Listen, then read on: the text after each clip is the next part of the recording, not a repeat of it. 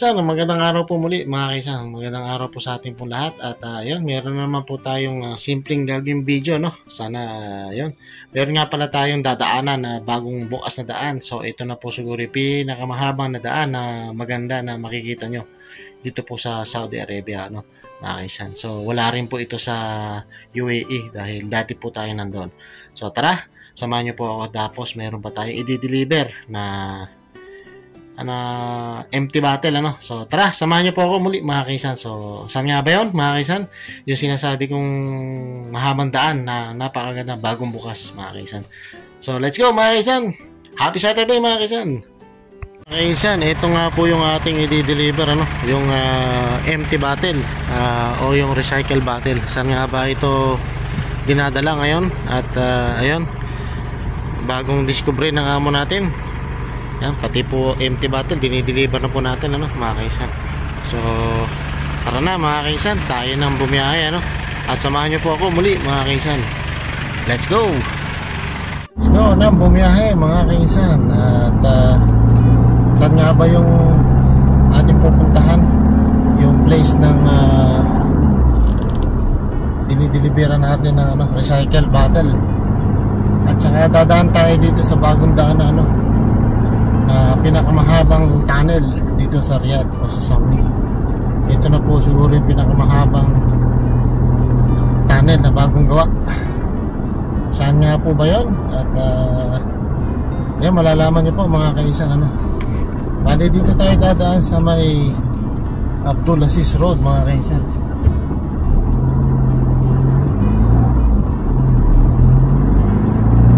So ayan mga kaisan, tayo nang bumiyahe.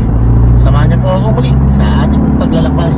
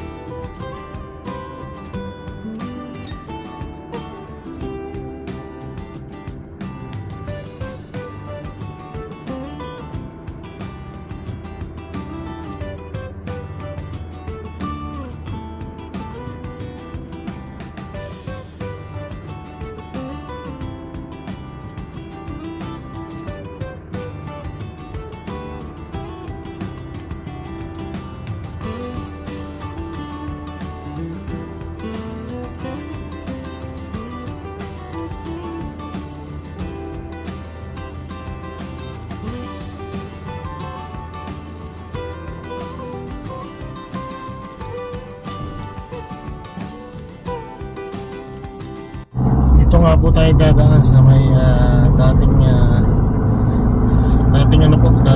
airport. Yung panahon ng araw, ito po yung kauna ng airport dito sa Riyadh. Bali ito po ay Salman Park na po ngayon, ano? Tinatayo po dito yung Salman Park. So baka hindi na natin abutan to kasi baka after 5 years pa o 6 years pa bago matapos yan mga kaisan. Ngayon dito tayo papunta sa may yan yung sinasabi ko na ginawa at open na yung bagong gawang pinakamahabang tunnel, ano, mga kaisan. So malalaman nyo kung saan nga ba yun mga kaisan. Siyempre pamilyar yan po sa ating video, no, mga kaisan, yung ating video na to.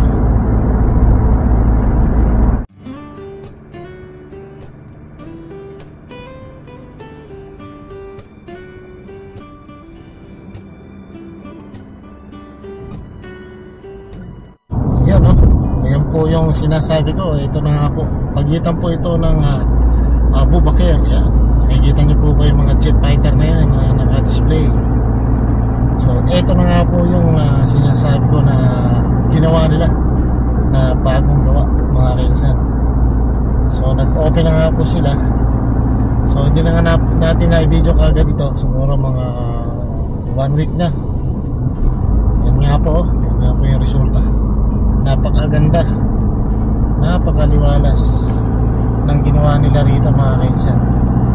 At ito na nga po yung sinasabi ko na pinakamahaba na tunnel dito sa Riyadh o Saudi Arabia. Yan o,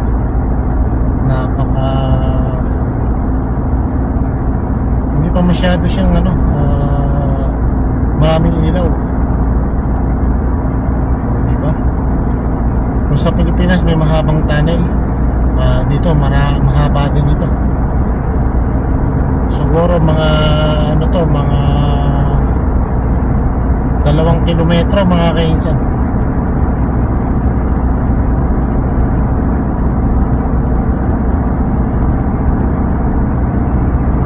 So ang takbo nga lang po rito ay 90 lang mga kainsan. Buti wala tayong nakasabay na big bike dito.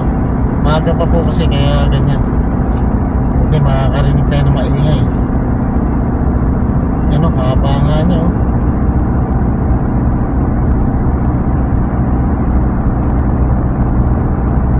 Mga 2 kilometro nga ito. Ang haba. O more or less.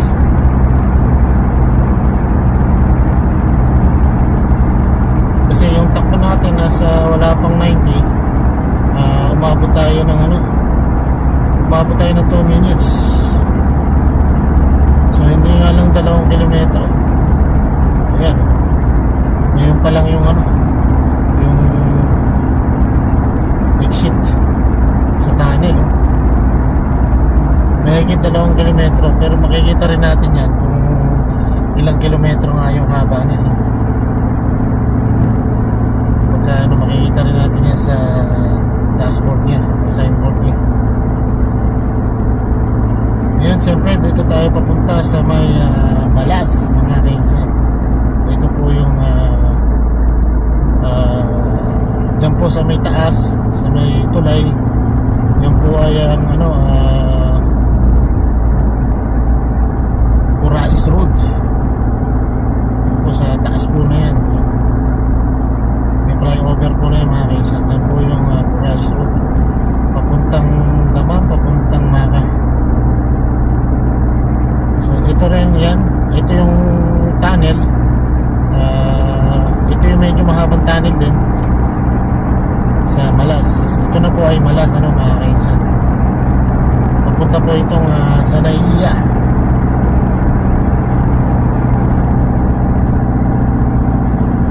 Napakaliwalas nga po dahil sobrang init na nga po ngayon mga kainsan. So sana nga ay lalo na po yung mga driver, ingat po tayo sa pagmamaneho dahil hindi po biro itong init po na ito, dahil lalo na yung may mga high blood.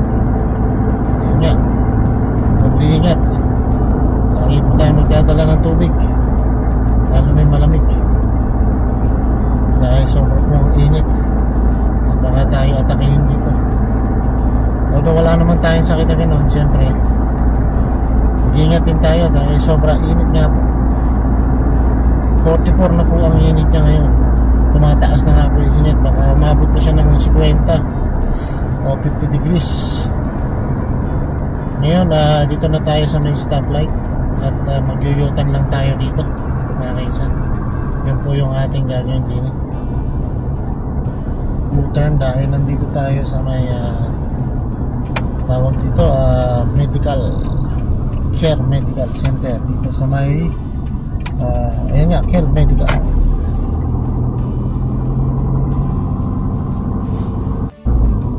Ay, nandito na nga po tayo mga kaisan.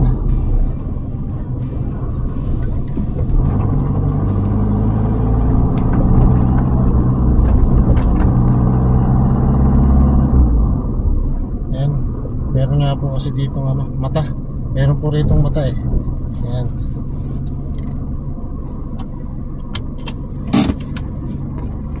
Ayan nga po yung